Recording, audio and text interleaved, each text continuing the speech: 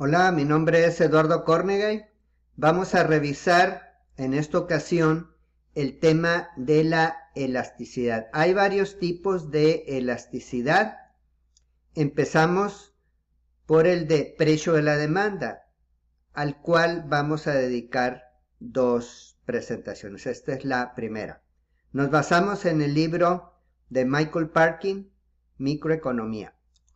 Hay obviamente varias definiciones de elasticidad. Para nuestro propósito vamos a definirla como el cambio porcentual en una variable que es provocada por el cambio porcentual en otra, es decir, una variable dependiente que es afectada por una variable independiente en términos porcentuales. Esa es la diferencia de este tema respecto al de oferta y demanda.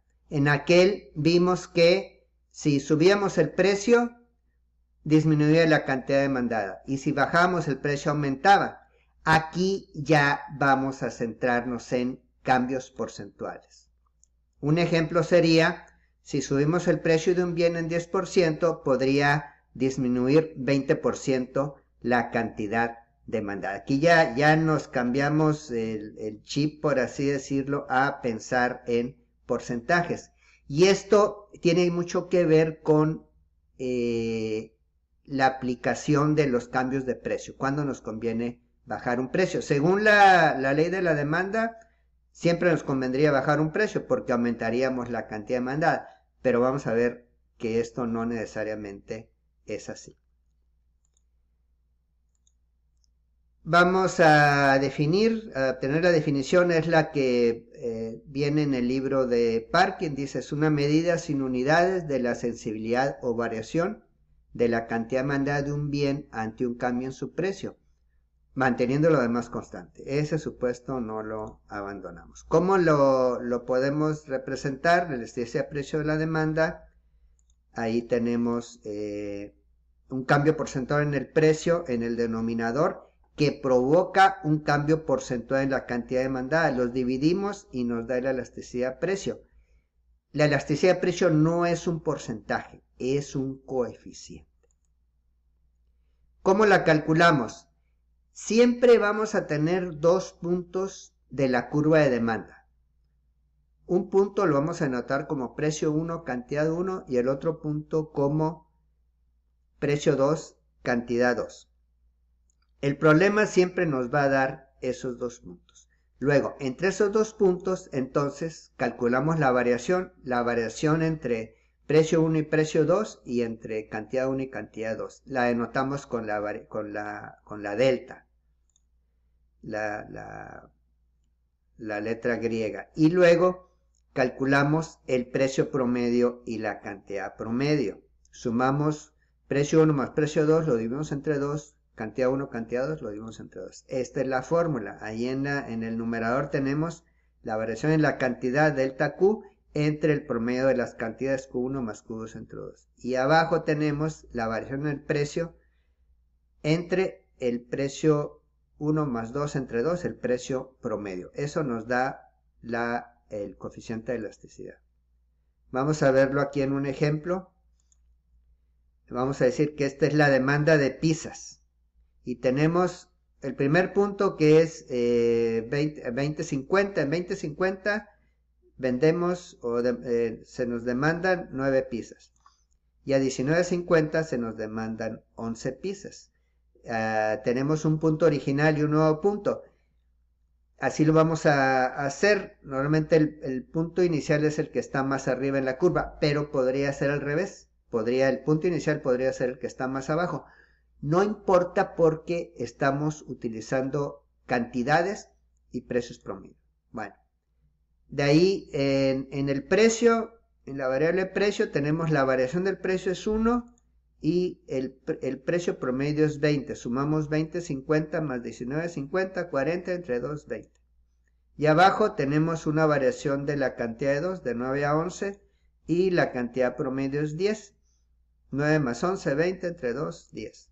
Entonces ya tenemos nuestras variables. Tenemos la variación de Q es 2 y la cantidad promedio es 10.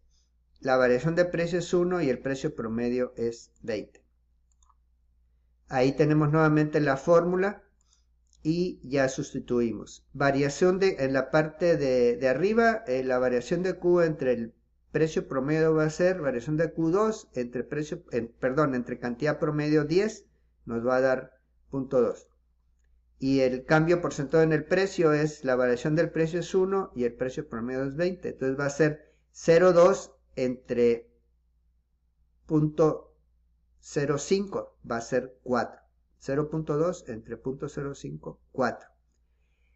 Y ahí lo tenemos en la curva de demanda, es el punto medio entre el punto inicial y el punto nuevo. Por eso esto se le llama elasticidad promedio. Estamos calculando un promedio, en este caso a 20, al precio promedio de 20, la elasticidad o el coeficiente de elasticidad es 4. ¿De qué nos sirve este 4? Nos sirve para determinar que al precio de 20, la variación que hagamos en dicho precio nos va a generar 4 veces una variación en la cantidad demandada. Por ejemplo, si el precio aumenta 10%, la cantidad demandada va a disminuir 40%.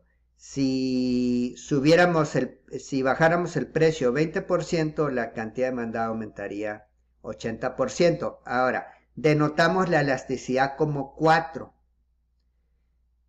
En términos precisos debería ser menos 4 porque está sobre una curva de demanda, pero se acostumbra denotarla en términos absolutos. Entonces, si vemos un coeficiente de elasticidad precio de la demanda de 4, asumimos que es menos 4. Aquí les presento un procedimiento de cálculo, es muy sencillo.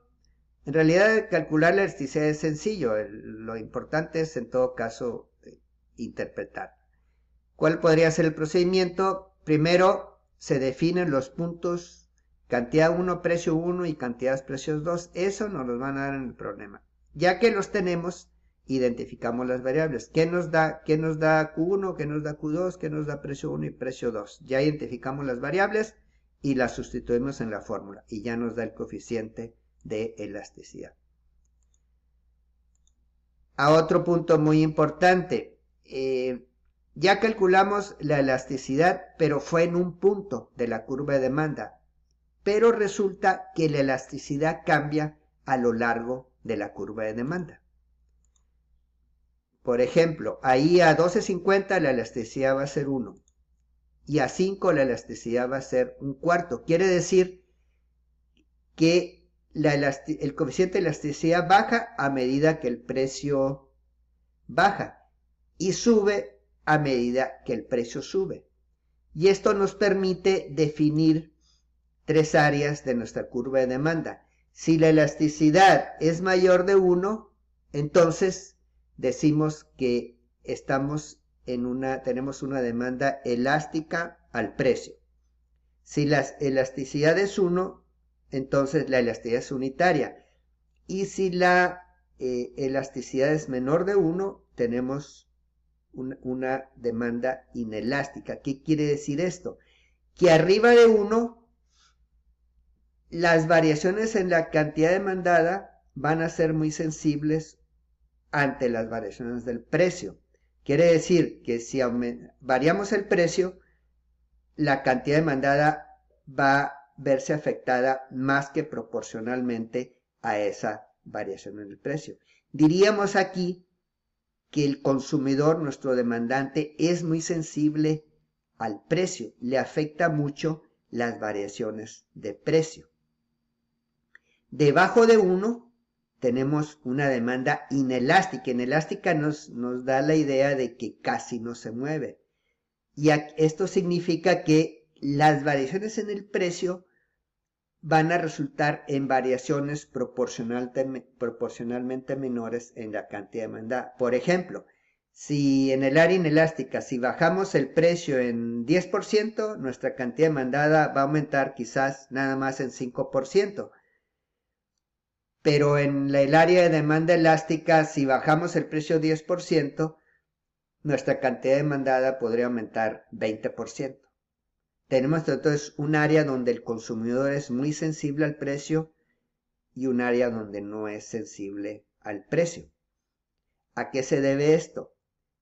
A que a mayores precios el consumidor va a ser más sensible ante las variaciones de los precios. Vamos a suponer que tenemos un bien que lo vendemos en 1,000,000 y le bajamos 10%, van a ser 100,000, que puede ser una cantidad importante. Pero si empezamos a bajar y a bajar el precio, entonces la cantidad, digamos, que le estamos disminuyendo en precio, va a generar una reacción cada vez menor en el consumidor. Al precio de 1, la reacción va a ser la misma. Igual, si le bajamos 10%, el precio va a aumentar 10% la cantidad demandada. Y si bajamos de 1, entonces ya a medida que bajamos más el precio, ya se le hace menos importante esa baja de precio y entonces reacciona menos. Ya el descuento, digamos, no significa mucho al consumidor. Todavía reacciona, pero menos. Por ejemplo, ya dijimos, bajamos 10% de precio, aumenta 5 la cantidad demandada. Ahora, lo podemos ver al revés también. Estamos en un área inelástica, subimos el precio y al consumidor le parece no importante esa alza de precios, porque le puede parecer un precio bajo todavía. Pero si le empezamos a subir más y más el precio, va a llegar un punto en el cual dice, ah, caray, ya esto ya es algo, entonces sí, disminuye su cantidad demandada ya en forma significativa. ¿Cuál es la aplicación de esto al manejo de precios? Nos conviene bajar el precio en el área de demanda elástica porque vamos a tener una reacción proporcionalmente mayor en el consumidor. No nos conviene bajar el precio en el área de demanda inelástica. Nos conviene subir el precio en el área inelástica porque el consumidor no le va a parecer significativa alza en el precio. Pero no nos conviene subir el precio en área elástica porque entonces el consumidor nos va a reaccionar mucho. A la elasticidad de 1, entonces es cuando ya no nos conviene ni subir ni bajar el precio. Digamos que es el precio ideal. Ahí decimos ya ni le subo ni le bajo. Ahora, ¿cómo llegamos a ese precio óptimo? Bueno, podemos calcular una curva de demanda como está aquí o lo podemos hacer por prueba y error. Vamos variando el precio de un bien, vemos cuál es la reacción del consumidor y ya vemos dónde está ese precio de elasticidad unitaria, dónde está ese precio donde ya no me conviene bajarle ni subirle. Tenemos entonces 3 áreas en nuestra curva de demanda. El área de demanda elástica, ahí nuestro consumidor es muy sensible al precio, ya sea que lo tengamos a la baja o lo subamos. La elasticidad unitaria es donde la variación es proporcional. Ahí dijimos que es donde nos conviene tener el precio. Ahí no nos conviene ni subirlo ni bajarlo. Y en el área de demanda inelástica, aquí reacciona poco el consumidor ante las variaciones de precio. Entonces, aquí no nos conviene bajar el precio, pero sí nos conviene subirlo. Como dijimos al principio de la presentación, esto nos da una visión distinta de lo que es el manejo del precio. No es simplemente la aplicación de la ley de la demanda, sino ver, en todo caso, si nos conviene subir o bajar un precio y dónde nos conviene fijarlos, que nuevamente es en aquel punto donde ya no me conviene ni subirlo ni bajarlo.